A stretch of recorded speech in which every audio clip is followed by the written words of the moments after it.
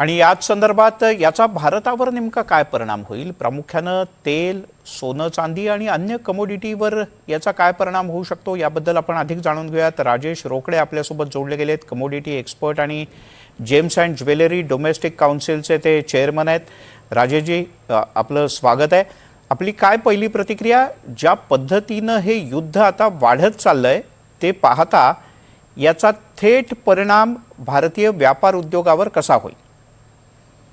मिलिंदजी, नक्कीच तुम्ही बघत असाल की एक 8 दिवसाआधीपासून ज्याची सुरुवात झालेली होती, ज्याप्रमाणे ची जमाबंदी किंवा ज्याला जमावबंदी सुरू झाली होती हो. सैनिकांची, त्यावेळेसपासून ते असं वाटायला लागलं होतं काहीतरी मोठं होणार आहे म्हणून. आणि तेव्हापासून सोनं पर डे $30 इंटरनॅशनल मार्केटला वाढत होतं मागच्या 8 दिवसात. आणि स्पेशली जर तुम्ही बघत असाल, काल शनिवार होता.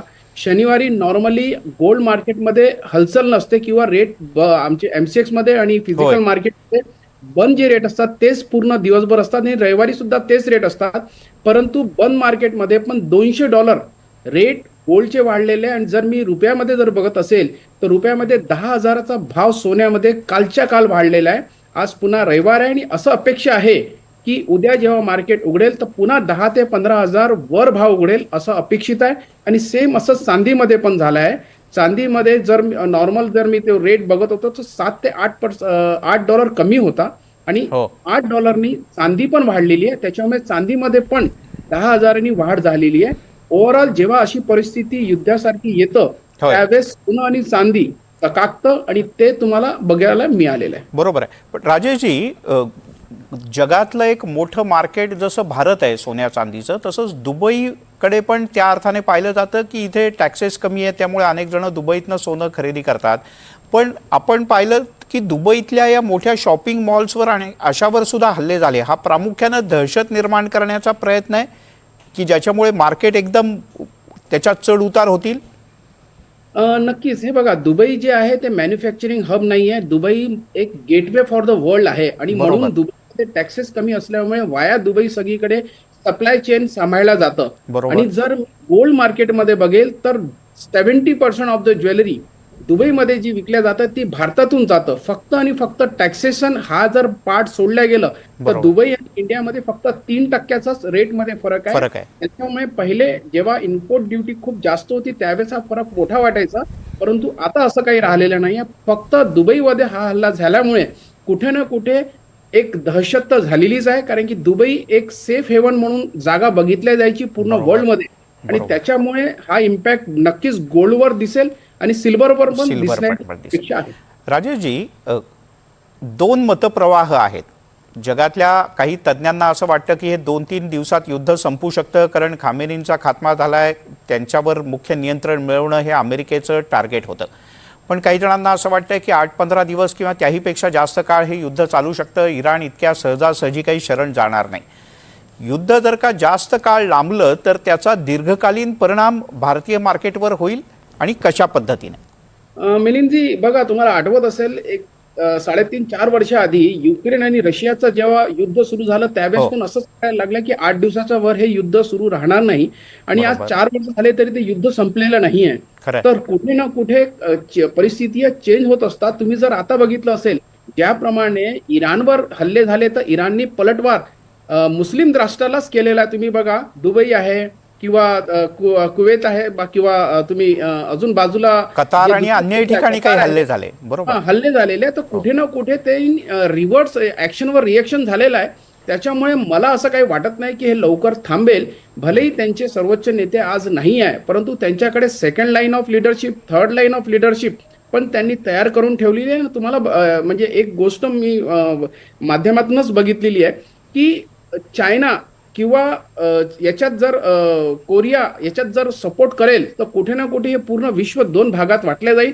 कारण जितके सपोर्टिव्ह अमेरिकन गव्हर्नमेंटचे लोक आहेत तितकेच त्यांना हेट करणारे लोक पण वर्ल्ड वाईज आहेत. त्याच्यामुळे कुठे ना कुठे येणाऱ्या दिवसात हे जर मोठं काही झालं तर नक्कीच हे एक तिसरं युद्धाची तयारी दिसेल.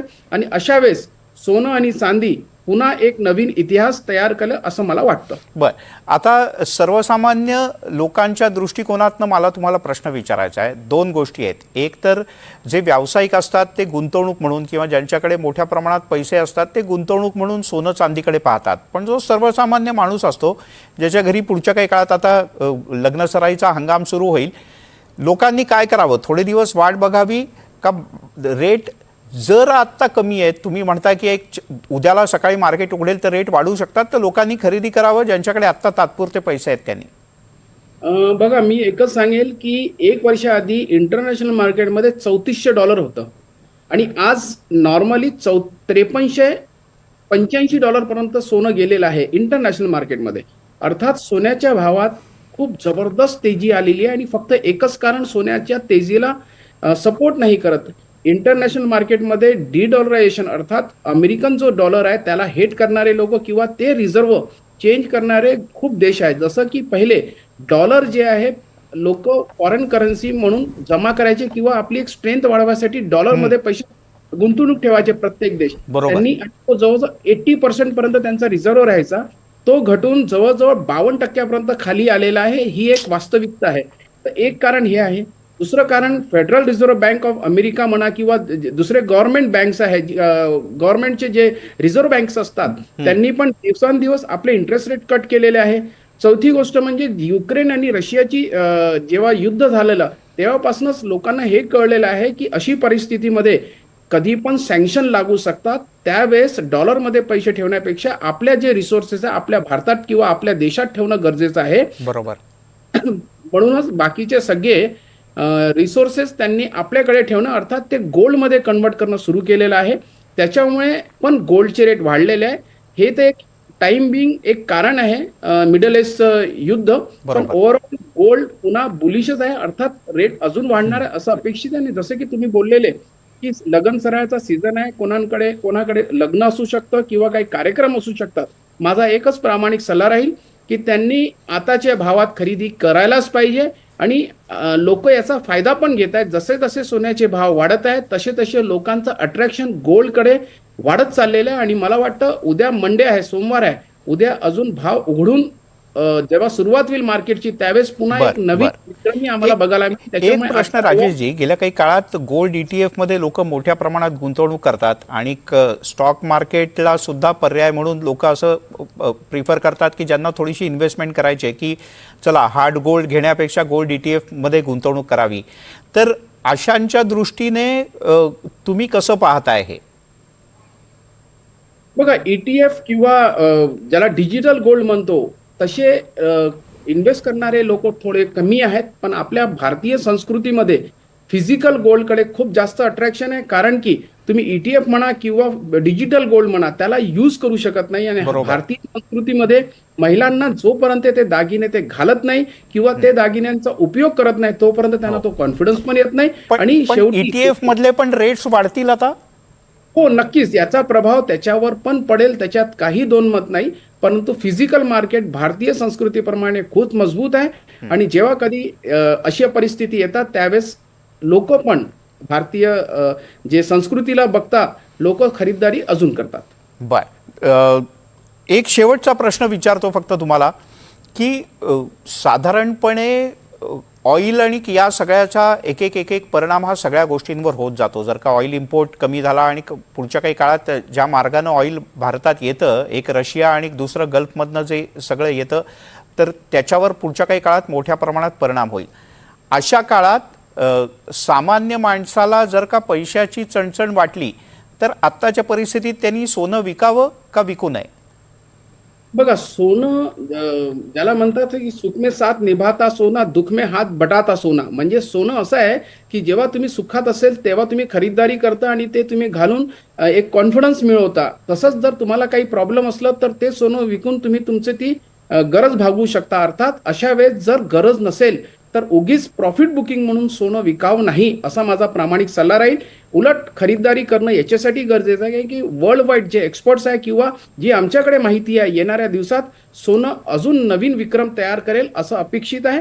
आणि तेच विक्रमी रेट कुठे ना कुठे पुन्हा येणार नाही. जर पहिले सोन्याचा भाव 1 लाखाच्या खाली होता त्यावेळेस असं कधीच वाटलेलं नाही कोणाला की 1 लाख कधी सोन्याचा भाव जाईल, आणि आता ते स्वप्न झालेलं आहे. खरंय. आणि आता ज्याप्रमाणे गोल्ड आहे 1,72,000च्या वर, मला वाटतं की आता हे पुन्हा अजून खाली यायची अपेक्षा नाही आहे. येणाऱ्या दिवसात 2 लाखाच्या वर सोन्याचा भाव जाईल असं मला अपेक्षित आहे.